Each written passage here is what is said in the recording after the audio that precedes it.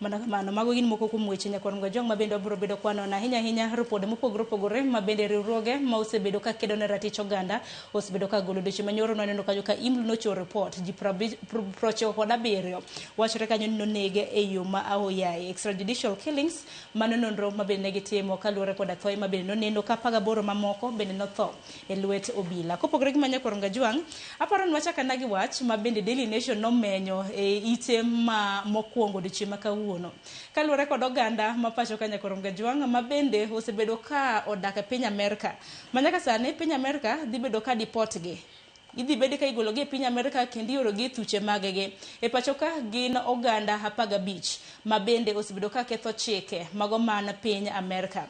Nitiere report ma bende notimnwa ma kinyalo mana ketnwa report ma bende jafwambo marwa notimonwa kaluwore koda deportation mano mar oganda 15 ma wuok e pacho ka ma bende koro ibiro bed ka iriembo. Kinyalo mana ketna sigana ma kamano Lindsay kinyalo mana ketnwa sigana story ma bende notim kaluwore koda jo Kenya e piny mano mar Amerika. Kosocha gi Daily Nation maneno koketo kanyo. Samoro mana kinyalo ketna thor wach mokwongo e Daily Nation ondika nyo nyinge mago oganda ma pachoka manyaka sani koro ibro bed ka ikelo e pachoka.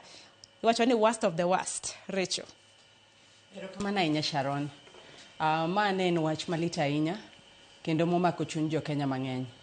To kendo sama wach malich ahinya owuok kama, mano bende kwa puonjore ne jogo manosodhi abroad kata jogo ma pod pango dhi magi onego bed ni kelo puonjruok ahinya e pinywa ka. Kwa ng'iye matut ibo yudo ka jogi mondo no bed ni Trump ogolo gi kocha ka giduogo koni nitiere offenses mana gitimo.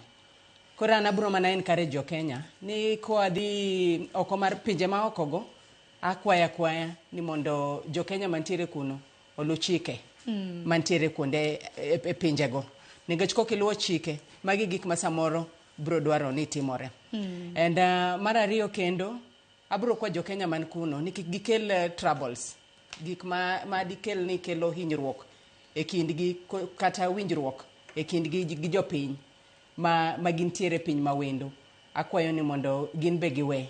To kendo mar adek gima chalo kama kendo bende magi nyalo timore ka samoro ni oponi idhi wuoth kocha I travel gi gik ma ok gin legit.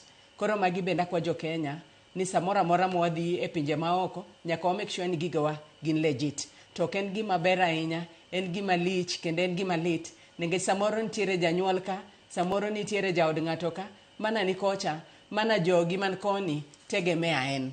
Koro ing'e ni samoro kibedo deported back kama ni yudo ka samoro iyudo ka kata benefits minyalo mii bende onge. Koro en gima lit ahinya. Anabro mana encourage jo Kenya mane pinje maoko.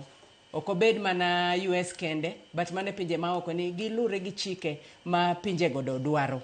Kendo ka gidhi e pinje go gibed joma nigi documents maler, ok documents mobedo forged. And mar ariyo gitemo wuok e weche mora mora manyalo kelo gwondruok e kindgi gi jopinyno. Nikech iwacho kata mana ni ma bende chiwo tipo maket kod mana nikech moko kuom gi Nyakorongo Jwang bende waneno ka gino